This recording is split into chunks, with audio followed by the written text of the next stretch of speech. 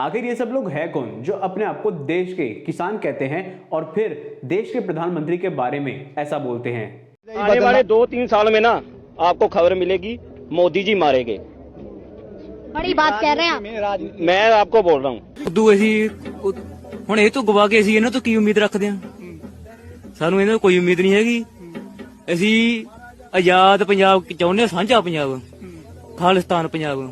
इस पूरे प्रोटेस्ट में करीब 200 किसान यूनियन, कई हजार किसान और 5000 से ज्यादा ट्रैक्टर दिल्ली के बॉर्डर को घेर कर खड़े हो चुके हैं। तो हेलो एवरीवन, मैं हूं विकास और आज की इस वीडियो में हम किसान आंदोलन के बारे में डिटेल में डिस्कस करेंगे कि आखिर ये किस टाइप का किसान आंदोलन चल रहा है जो देश के टुकड़े टुकड़े करने पर तुला है, और किसान आंदोलन के नाम पर जो खालिस्तानी देश को बर्बाद करना चाहते हैं उसका बीच का डिफरेंस समझते हैं। कह रहे हैं भी आप पक्के ला लो, खालिस्तान साडा सानू दे दो। जे यही हाल होया तो असं खालिस्तान भी लेंगे। फिर हुण तां खाली हत्थ आईयां वीरे, फिर AK-47 आउणगियां। ये दुबारे ਉਹੀ 84 वाला दौर लियाउण नूं फिरदे हैं। ਤੁਹਾਨੂੰ ਕੀ ਲੱਗਦਾ ਇਹ ਇਸ ਤਰ੍ਹਾਂ ਦਾ ਰਵੱਈਆ ਕਿਉਂ ਕੀਤਾ ਜਾ ਰਿਹਾ, ਕਿਉਂ ਪ੍ਰਸ਼ਾਸਨ ਨੇ ਗਿਰੀ ਹੋਈ ਹਰਕਤਾਂ ਕਰ ਰਿਹਾ? ਆ ਤਾਂ ਕਰਦੇ ਆ ਕਿਉਂਕਿ ਇਹ ਪੰਜਾਬ ਨੂੰ ਸਾਨੂੰ ਆਪਣਾ ਸਮਝਿਆ ਹੀ ਕਦੇ ਨਹੀਂ ਹੈਗਾ, ਤਾਂ ਅਸੀਂ ਇਹਨਾਂ ਨੂੰ ਆਪਣਾ ਕਿਉਂ ਸਮਝੀਏ? आज के हम इस वीडियो में इन पॉइंट पे डिस्कस करेंगे। फर्स्ट पॉइंट, आखिर ये सब लोग है कौन, किसान या फिर खालिस्तान? सेकंड पॉइंट, आखिर किसान चाहता क्या है? तीसरा और सबसे इंपॉर्टेंट, आखिर गवर्नमेंट इनकी सारी शर्तों को मान क्यों नहीं लेता और इसका इम्पैक्ट क्या होगा? चलो शुरू करते हैं।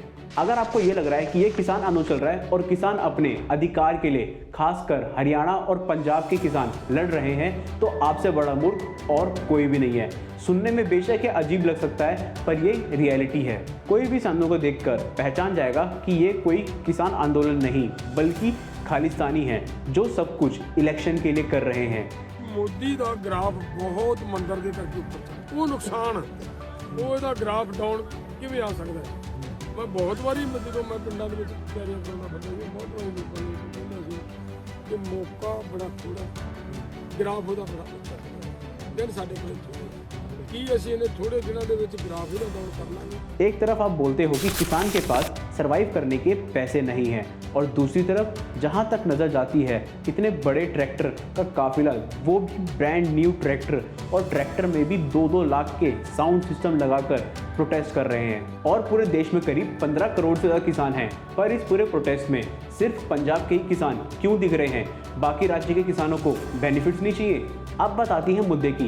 आप जो ये सब देख रहे हो कि दिल्ली के चारों तरफ बैरिकेड लगा के दिल्ली को प्रोटेक्ट किया जा रहा है ताकि कोई भी किसान आंदोलन वाले दिल्ली के अंदर आके प्रोटेस्ट ना कर पाए।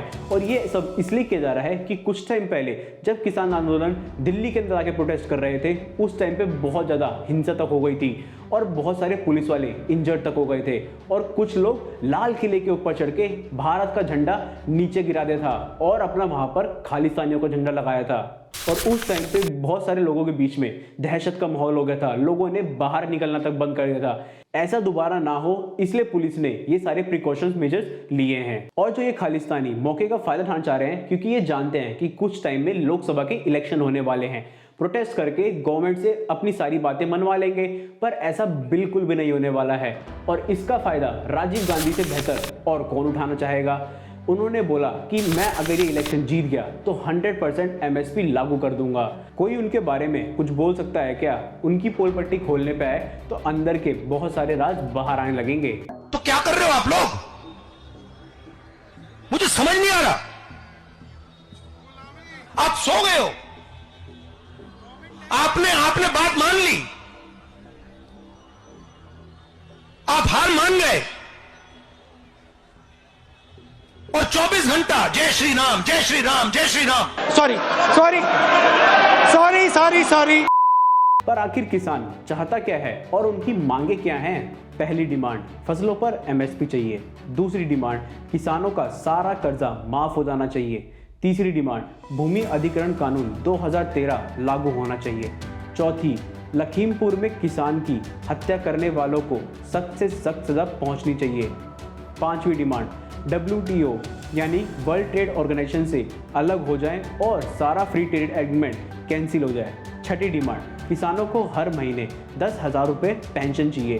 सातवीं डिमांड, 2020 और 21 के किसान आंदोलन में मरने वाले किसानों को मुआवजा दिया जाए और उनमें से एक सदस्य को सरकारी नौकरी मिल जाए। 8वीं मांग, बिजली का बिल माफ़ कर दिए जाएं। 9वीं डिमांड, मनरेगा योजना के तहत 200 दिन के हिसाब से 700 रुपये प्रतिदिन दिहाड़ी चाहिए। 10वीं डिमांड, नकली पेस्टिसाइड बनाने वाली कंपनीज के ऊपर कार्रवाई होनी चाहिए। 11वीं डिमांड, मिर्ची और हल्दी जैसे मसालों के लिए राष्ट्रीय आयोग बनाया जाए। और 12वीं डिमांड, जंगल और जमीन पर रहने वाले आदिवासियों के अधिकार को सुरक्षित करे और कंपनियों को उनकी जमीन लूटने से रोके। तो गवर्नमेंट इनकी सारी शर्तें मान क्यों नहीं लेती? अगर गवर्नमेंट इनकी सारी शर्तें मान लेती है तो उनको करीब 40,000 करोड़ रुपए खर्च करने होंगे, जो इस साल के बजट का 95% है, यानी 45 लाख करोड़ रुपीस है। तो फिर गवर्नमेंट के पास पैसा तो है नहीं, फिर वो पैसा कहाँ से लाएगी? वो पैसा लेके आएगी टैक्स से, या फिर वो कहीं से कर्जा उठाएगी। मान लो सीजन के टाइम पे आलू और टमाटर 10 से 20 रुपए किलो मिल रहे हैं, तो वो सीजन के टाइम पे 40 से 50 रुपए किलो बिकेंगे और ऑफ सीजन तो और महंगा हो जाएगा। और जो आटा आपको 30 से 40 रुपए किलो मिल रहा है, वही सेम आटा आपको 300 से 400 किलो मिलेगा।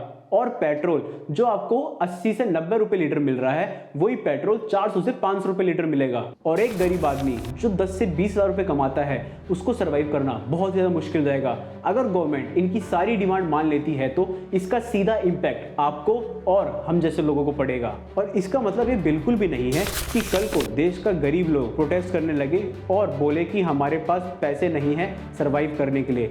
बिजनेसमैन ये बोले कि मेरा बिजनेस नहीं चल रहा है, रेस्टोरेंट वाले ये बोले कि हमारी दुकान पे कोई आता ही नहीं है।